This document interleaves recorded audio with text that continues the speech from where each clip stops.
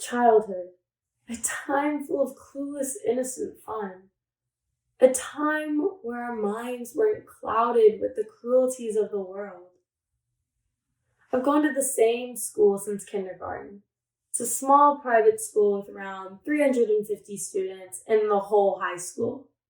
I've always been 1 out of 4 Jewish students in my grade. When I was in kindergarten, one of the Jewish students confided in me that another student said that they were going to go to hell. And then again, at my week in religious school, our rabbi asked us what our highs and lows of our week were. A little boy in my class reluctantly raised his hand and said that the low of his week was that somebody said he was going to go to hell. Although these things didn't personally happen to me, I empathize with them because they are a part of my tribe.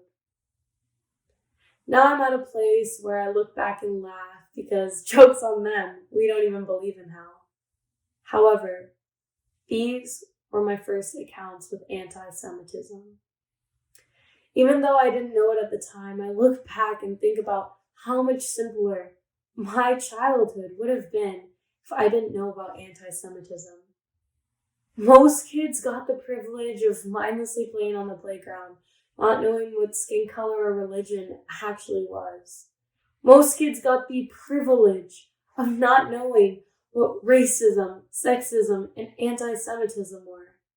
But me, a Jewish Latina, first-generation American female, was all too aware of these issues at a young age.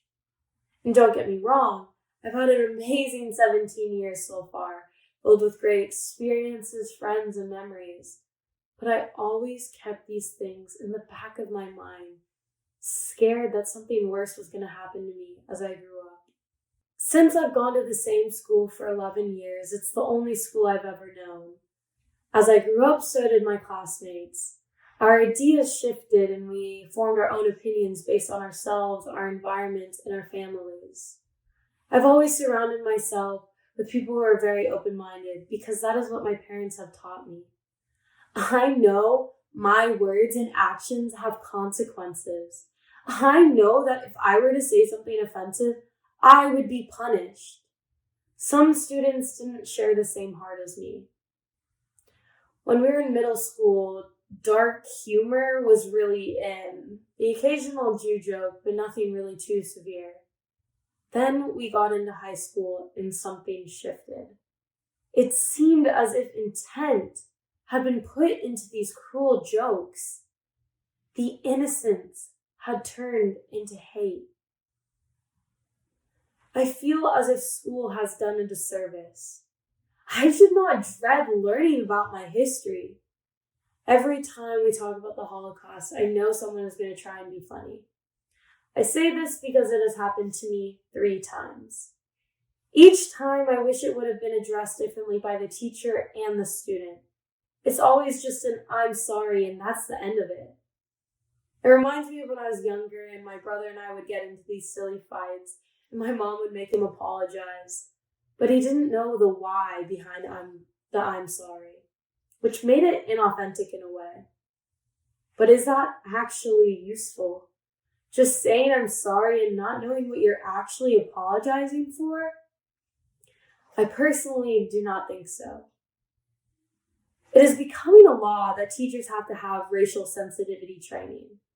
But what if nothing changes and these teachers feel uncomfortable having these conversations? In order to change this culture, we need to have these conversations ourselves. We need student-to-student conversations.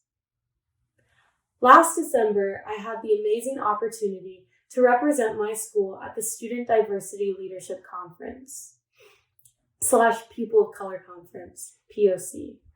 There are POC students from all over the U.S. who all went to PWIs, predominantly white institutions. We all shared similar experiences and sat and talked about our experiences with exclusion and oppression for each of our minority traits. We also talked about how we could have dealt with these situations better, and we acknowledged each other's pain and empathized. Social learning, education, and experience are the only way we as a community are going to shift this culture. We need to start talking. We need to start getting uncomfortable. We need to all be allies to different minority groups. This culture and jokes need to change because my people didn't die for an ignorant kid in my class to make an insensitive joke every time we talk about the Holocaust. I wish people could see the real us and not judge us based on our stereotypes. We are a loving, welcoming community, and I have made long-lasting friendships with people of my tribe. School failed to teach us that our ancestors were strong. They defied all odds against them.